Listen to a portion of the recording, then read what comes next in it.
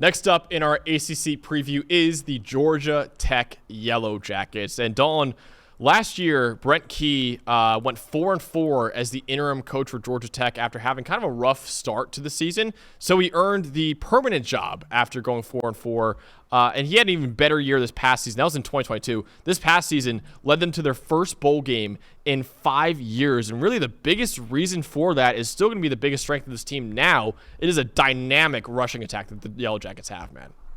Yeah, it's the law firm back there in the backfield of Haynes and Haynes. You've got Haynes King at quarterback, who's actually low-key one of the most dynamic dual-threat players in the country. Over 1,000 rushing yards over 800 rushing yards last year, and over a 3,000-yard passing season, and led the ACC in passing touchdowns. And Jamal Haynes really came on down the stretch last season, man. Their last 6 games when they really started to get hot and then getting into their bowl victory against UCF, Jamal Haynes was a driving force. These two guys make a ton of explosive plays in the run game in a very diverse scheme. Absolutely. And even you have those two, and then you have a rising star at wide receiver in Eric Singleton Jr., true sophomore, second among all true freshmen last year with 714 receiving yards. So you got Haynes King, a really good quarterback, Jamal Haynes, a dynamic running back, and a really good receiver in Eric Singleton Jr. as well.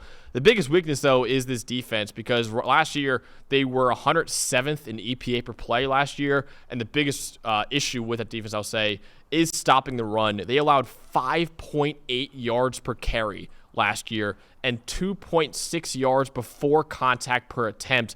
Both those numbers were the second worst among Power 5 schools last year. So Georgia Tech had a lot of issues stopping the run last year, and they could have similar issues this upcoming season. But Dalton, tell me more about Haynes King, the quarterback for Georgia Tech.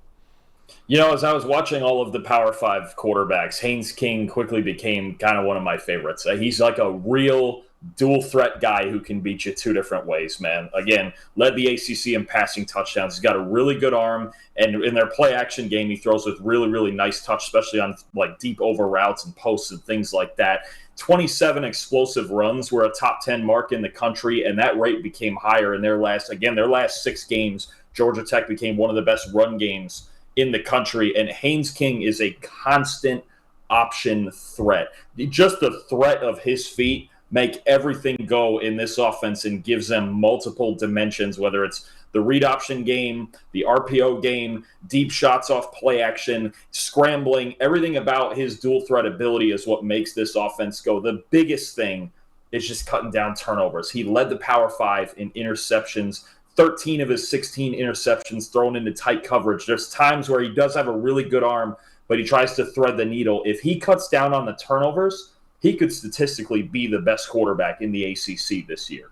Yeah, he's a really talented guy. I remember him as a recruit coming out of high school, really highly rated recruit, went to Texas A&M for a little bit, then transferred over to Georgia Tech. And yeah, I'm a big fan of his game, and I'm also a huge fan of Jamal Haynes, the other Haynes in that backfield for Georgia Tech.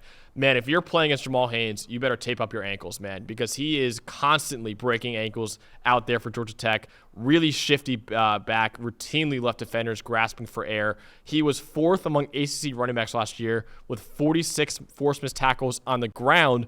Also had 11 forced missed tackles on catches, which tied for the most in the conference. He's a home run every single time he touches the ball. 32 of his carries went for at least 10 yards. The only other running back in the ACC who had more than that was Amarion Hampton, who's one of the 3 best running backs in the country. So I'm a huge, huge fan of Jamal Haynes, and that rushing attack, like we said before, it should be really, really good again. Yeah, I agree. And I'll tell you what, you mentioned their inability to stop the run and some struggles in their front 7, but Georgia Tech's secondary is a pretty good unit. And the guy I'm going to highlight here is their safety, LaMiles Brooks. Now, he struggled in 2023, dealt with some injuries, but the year before he was fantastic, a top 15 cover safety in the country. He was named a PFF's second-team All-ACC member. He's just one of these guys that they're really athletic. He kind of embodies Georgia Tech's whole team, right? Like, they're small, but they're fast and they're athletic, right? He's just around 190 pounds. If LaMiles Brooks has a bounce-back year and makes this secondary even better, that's what will be the foundation of Georgia Tech's team. I know they're, while they figure out some, how to fix some of the struggles in their front 7 and in the run defense, this is a team that can cover. So if they get out ahead of you, you've got the running game and you've got the secondary to really cause problems for your opponents. Absolutely. So, Dalton, Georgia Tech made their first bowl game in 5 years last year. Will Brent Key find more success this upcoming season, or do you think that the Georgia Tech will go back to missing bowl games?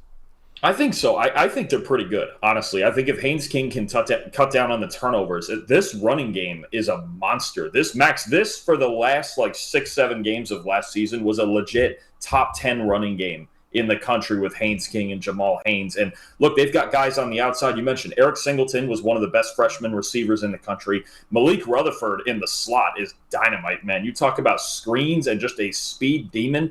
They've got speed all over this team. Now, eventually, I don't think they'll compete at the very top of the ACC with the Clemsons and the Miamis of the world. I don't think they're as good in the trenches as those teams who consistently win every single week.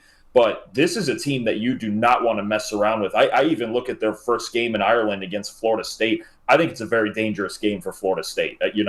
Brand new team they have in Tallahassee there and all of that. We'll get into that when we preview it. But Georgia Tech is dangerous every single week with this run game. If you fall behind them, you're going to have a serious problem. I could see them winning 8-9 games if Haynes King cuts down on the turnovers. Yeah, I'm with that, man. And the only thing I'm really worried about is obviously the defense. We mentioned before how the defense was really bad last year, and they still have question marks this year. And also, man, that schedule is brutal. In fact, you look at the PFF Power Rankings, it's the 7th hardest schedule in the country. The next hardest in the ACC is 25th. So it's easily the hardest schedule in the ACC. You play Florida State, you play Louisville, you play North Carolina, you play Notre Dame, you play Tech, you play Miami, you play NC State, and to round out your season, you're at Georgia. So that is a brutal, brutal schedule, especially non-con for Georgia Tech playing Notre Dame and Georgia. I mean, that's really, really difficult, man. So I'm a little bit worried about that schedule. I'm a little bit worried about that defense. So I think it's going to be really, really close for Georgia Tech to make a bowl game this year and get over that 5-win mark. FanDuel has a set line at 5.5 right now. I might say 5-7. I think they just missed out on making a bowl game because I think that schedule is unforgiving, man. I love their offensive talent, but I'm just a little bit worried about that schedule and that defense right now holding up for them all season. So that's what we got for our preview of the Georgia Tech Yellow Jackets. Hey, thanks for watching the PFF College Football Show. Before I let you go, though, we have an unbelievable deal for you guys right now. If you use the code CFB25, you get 25% off your PFF Plus annual subscription. We've got the 2024 College Football Preview Guide that you can find over at pff.com, featuring the best players in the country from all 70 Power 5 teams, plus 10 Group of 5 teams that have the best chance at making the college football playoff as well. You can also gain access to NCAA premium stats for historical games, teams, and player tracking dating all the way back to 2014, so the last decade or so of college football. All the stats you can hope for, you can find in PFF Premium as well. Also, you can be the GM of your favorite NFL team with our unbelievable mock draft simulator where you can draft up to 7 rounds of players for your NFL team. And if you want to dominate your fantasy league, you can do that as well using the best fantasy tools on the planet. All of that and more with your PFF Plus annual subscription, which you can find for 25% off right now with the code you can find in the description. Or if you want to go to subscribe.pff.com and use the code CFB25 at checkout. Again, you get 25% off your PFF Plus subscription. This won't last forever, so make sure you take advantage of it right now.